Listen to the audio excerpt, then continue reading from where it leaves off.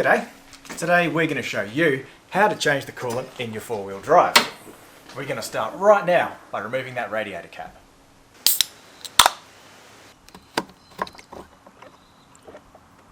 My name's Alex, by the way, and you're watching Intense, and today we have Rhiannon with us, who's an actual qualified mechanic.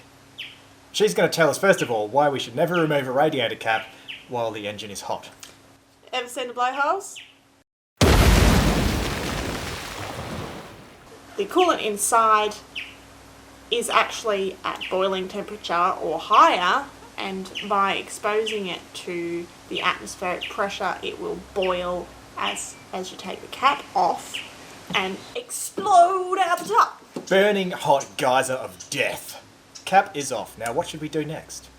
Step number 2, we're going to turn the heater on in the dash. This is going to open up the heater tap because you've got a heater core in the dash and that runs off coolant. So if you want to get all that coolant out, we open up the heater and it's all going to drain. And now we're going under. Alright, so under here we are looking for a drain plug, hopefully, or access to the bottom hose. You may need to remove any bash pans that are in your way. Today, luckily, we don't, and I found the drain plug nice and easy. Oh, shit hot. I would say don't do this on Dad's pristine garage floor, but I'm going to because I'm reckless.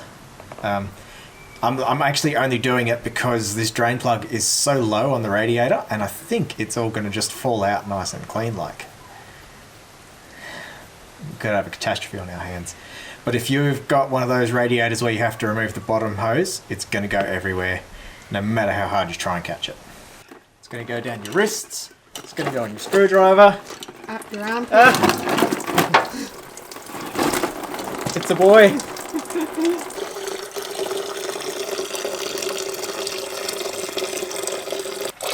I say make sure you have a wee before you do this job because had a couple of beers and that water sound is triggering me. Something we did do to stop it all gushing out so fast, Rhiannon went and popped the radiator caps back on, just because that kind of vapor locks the system so it can't all come rushing out in one hit. Just gives you a bit more control. So we've got about 7 litres out of there and there's nearly 12 litres in that car. So there's 5 litres missing somewhere. Turns out you have to drain the coolant out of the block, and at what point you do that depends on whether you're doing coolant flush or not. If you're not doing coolant flush, now would be the time to drain the block. We are going to do a coolant flush just for your informational purposes. So let's have a chat and decide why you may or may not want to do a coolant flush, and then you can decide whether you watch the coolant flush bit or you skip across to draining everything out of the block. Why do I need a radiator flush? Chances are you might not. But if you're draining your coolant and it's looking really dirty or rusty, or maybe you've had a bigger problem where you've had oil go through your radiator, you're definitely going to want to put one in there. If you feel like your car's running hotter than normal, you could have build-up of scale or mineral deposits in the block, or you might even be able to see it when you look inside your radiator. So one of the ways I would determine whether a radiator needs a flush or not is by looking inside the core through the radiator cap and seeing if there's any scale deposits there that are visible. With this stuff, we're just going to dump it in the radiator. All of it. This bottle treats up to a 15 litre cooling system. Ooh, I can hear it gurgling. And now we're going to top it up with water. So fill the system right up with just tap water. That's fine for a cooling system flush.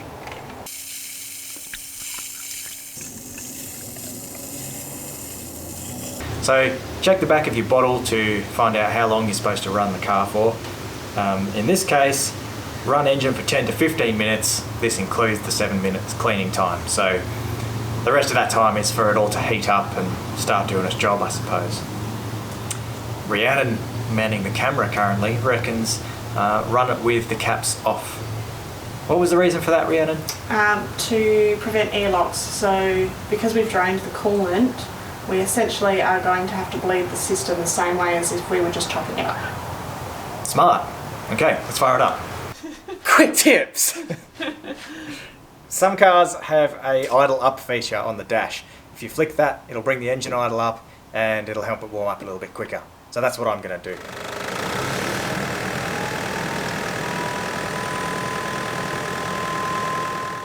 Quick tip number 2. Leave the pressure cap off over there, but put the radiator cap back on the Patrol, because like 20 seconds after I started it, all the water started pouring out. Don't know why. So we've run the Patrol for the specified amount of time, and now we've got to wait for it to all cool down, because boiling hot coolant, you drain that, you're going to scald yourself. Let's go and have ourselves a nice cup of tea.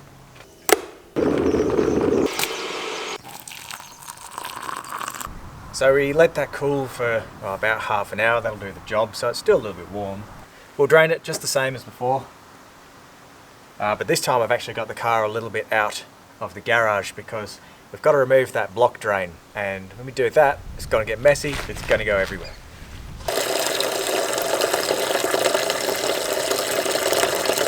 Okay, it's time to get the coolant out of the block. If you didn't do the radiator flush and you're just dropping the coolant, this is where you've skipped ahead to. This little thing, you can't see it from the top here, you can barely see it from the bottom, is right underneath the turbo, kind of next to the oil filter. And I'll put up a little diagram from my workshop manual to show you. It is a 12mm head bung. And there's a few things in life that you like to be buttery soft, right? Like your butter, your drone footage, babies' bums in a not sort of weird way, you know? This bolt head is also buttery soft. Not cool. Here's how we get to the bung. Passenger side. We crouch down next to the wheel and we go in the wheel arch. There's this little rubber cover. We pop the clips and we take that off. And you can see it right in the middle of the frame there, how I've had the socket on it a little bit. Oil filter up there, just under the exhaust. Okay, full disclosure here guys, because I don't want you thinking this job's too easy. That little bung, that thing is insane. We ended up rounding the head off it, even using the 6-point socket. I could get it out because I have some bolt extractors, but using them will destroy it even further, and I'll need a new plug, and I don't have one. So we're trying to do this a cheats way. So just in here we have heater hoses. You can see we've disconnected this one. That's where it used to go. So we got the garden hose, took it down and whacked it into there and just ran fresh tap water through. And then we did the same, stuck the garden hose down there and ran fresh tap water through there. We watched all the old coolant coming out through the radiator and just kept doing that until it came clear instead of green. Like the problem is now there's tap water stuck in the block. It's not the end of the world. We'll talk a little bit about tap water versus coolant in a moment. But look, that's what I've done. That's a few things for you to consider. At the moment, I actually feel like this worked really well. I cut 12 inches off the garden hose and I stuck it into that inlet, which I showed you where I pulled the hose off before. Got my funnel there, and that's how much I've put in. It's a 6-litre bottle, so I've probably put maybe just under 5 litres straight into the block using that heater outlet. As I poured it in, clear was being pushed out the bottom of the radiator, and then as soon as it started running fluoro green, I got round and just slapped the bung in. So at the moment I actually feel like I might have pushed most of the tap water out of the block and replaced it with fresh coolant. It's time to talk coolant. What sort of coolant should you put in? There's a few considerations, so let's rapid fire have a look at what they are. So why not just use water? Coolant is not only there to lower the boiling point of your water, or in Europe raise the freezing point, but it also has rust preventative chemicals in it to stop rusting and mineral deposits and blockages, so less chance of overheating. Mixing coolant colours. Terrible idea. The problem with doing that is they're different chemistries and sometimes they can react. I've seen pictures of mixing like red and green and it just makes this sludge. It can also become quite corrosive and ruin your whole motor, so don't mix colours. Also on that note, there are still on the shelves in auto parts stores some green coolants that are only suitable for cast iron head vehicles like pre-1984. It's really cheap stuff, so it can be tempting to buy, but don't get caught out because they only put it in like really small fine print. I have no idea why they still sell it because not much really has a cast head these days. Premix versus concentrate. The good thing about the premix is that it's all done for you, and all you have to do is pour it in, and you don't have to worry about what water to mix it with or how diluted to make it. If you get concentrate, the bottles will generally have instructions with how much water to coolant ratio you want, and generally you want to use distilled water to minimise any sort of mineral deposits and lower the chance of scale building up in your radiator. So I've chosen to use green coolant. That's what Nissan used from the factory. That's what I'm going to stick with because I'd recommend not changing coolant colours. It's just a lot of hassle. Just keep it as it is. Of course, now all we got to do is put the new coolant in. Look how vibrant that is. It might fill up and then settle down as air pockets start releasing from the system. And we'll talk more about air pockets in a moment because we will have to bleed it.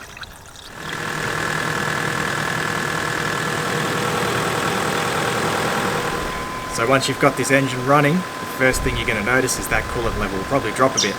You're going to have to keep topping it up as it moves through the system, air bubbles go away, thermostat opens and everything fills up. You can't really leave it alone, so while you're here watching that level, have a good think about whether you'd like to support Intense on Patreon. We've got a great community over there, we've got a Facebook group where we all have a chat, we get to see videos early, and we've got some merch deals and that sort of thing going on. So consider joining up, become part of the crew, and keep topping up that coolant.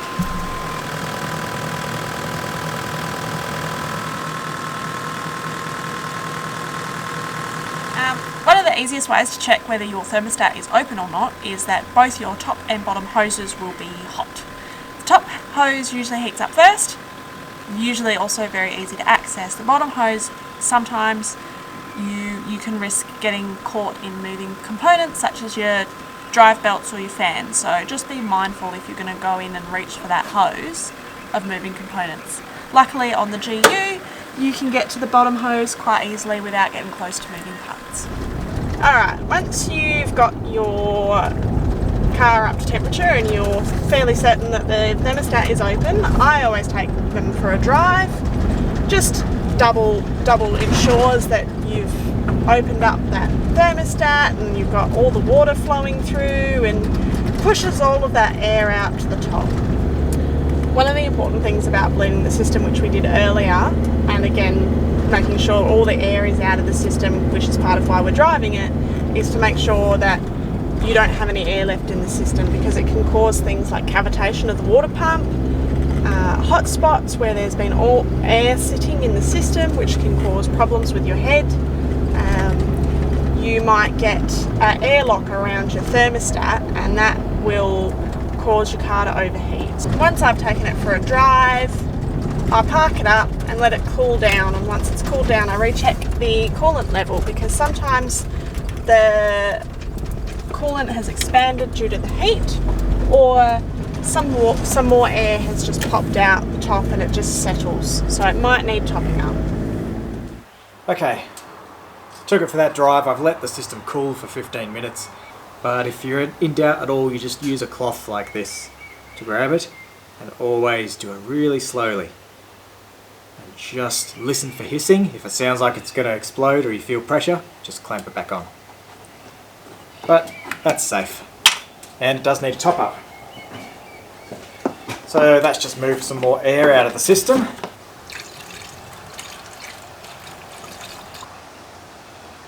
Quite a bit went in there actually.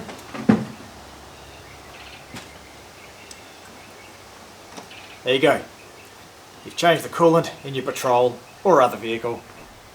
It's all the same sort of deal. That's it. Nobody ever sticks around to watch outros on videos, so see ya.